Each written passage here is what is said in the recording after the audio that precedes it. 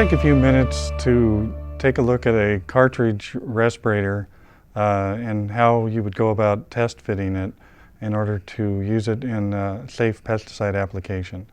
Basically what you would find in your typical package of a cartridge respirator would include a training manual or some sort of an instruction booklet.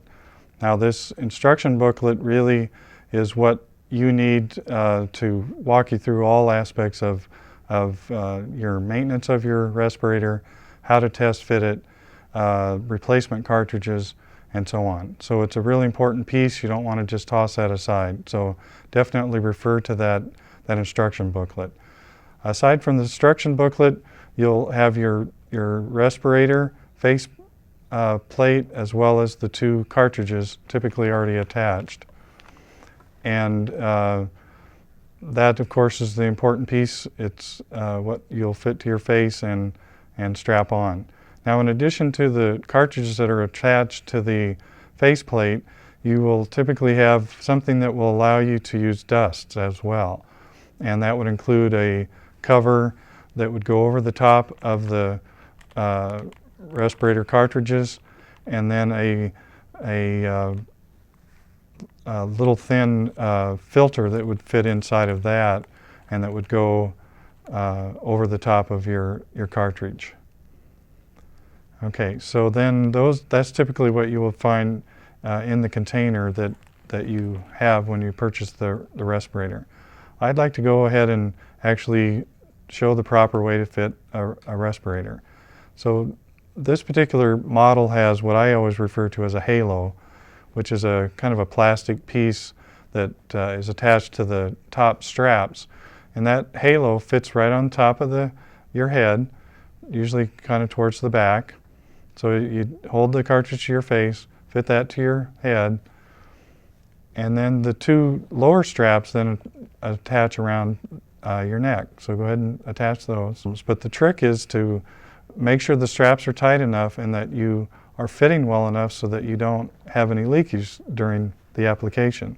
So there's a couple of general tests that you can do once you feel that you've got the straps tightened and you've got a pretty good seal. One is called a positive test, and that's by covering the exhalation valve in the front of the respirator and then gently exhaling. And if you can gently exhale without causing a leak that forces around the edges of the faceplate, you're probably in pretty good shape. Another one you can do is the negative test, which is to cover the two cartridges with your hands and breathe in gently. Again, you shouldn't be able to easily pull air around the respirator during this test.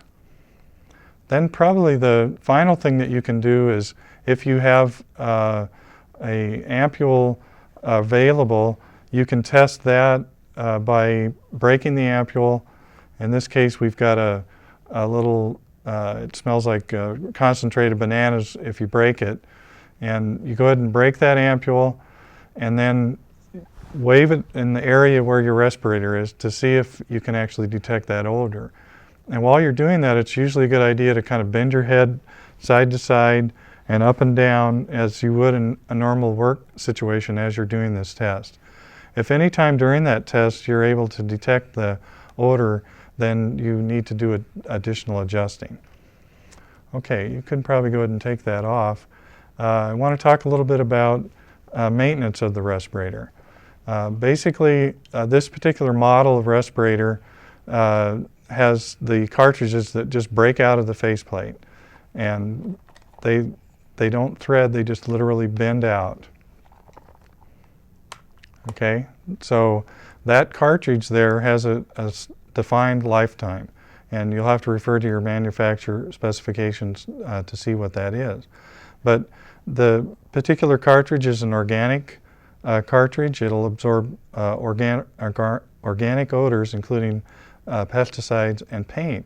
Now, if you'll turn that cartridge on its side and show that it has a black label on it, that's what you want to look for organic vapors, that it's a black label.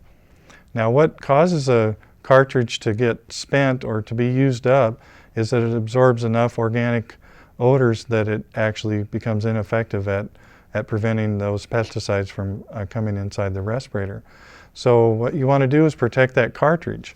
And usually in the bag that the respirator comes in, it has a Ziploc seal on the top of the bag. And so that it's a good idea to store, at a minimum, those cartridges back in that bag that the respirator came in, so that you can seal the bag on the top. Okay.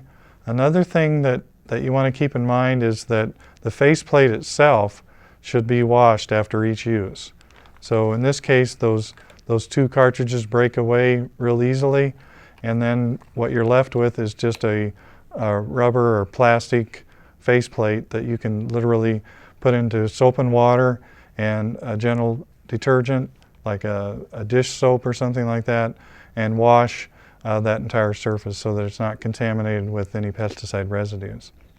Then go ahead and let it dry, and then store it until the next use. So keep those sort of things in mind that as you purchase and maintain and use your respirator, and it'll help protect you during all your pesticide applications.